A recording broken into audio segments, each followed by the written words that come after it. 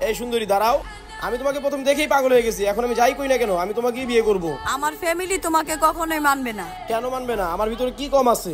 আমার ভাই লাখের মধ্যে একজন। কি করতে পারবা তুমি আমার জন্য? তুমি একবার বলে দেখো, আমি তোমার জন্য সব করতে পারবো।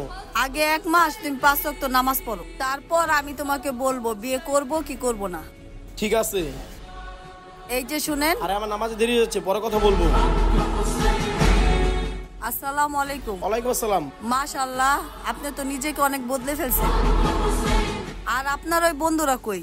যখন থেকে আপনি আল্লাহর রাস্তা দেখাইছেন তখন থেকে আমার আল্লাহর প্রতি অনেক ভালোবাসা জন্মাইছে। এখন খারাপ মানুষদের সাথে আমার মিশতেই মনে চায় না। আমি আপনাকে আমার ভালোবাসার কথা জানিয়েছি, এখন যদি আপনি নাও করে দেন আমার কোনো দুঃখ নেই, কারণ আল্লাহর জন্য আমার মনে এখন অনেক ভালোবাসা জন্মেছে। আপনার মতো এরকম একজন নেককার বান্দা আমি খুঁজতেছি।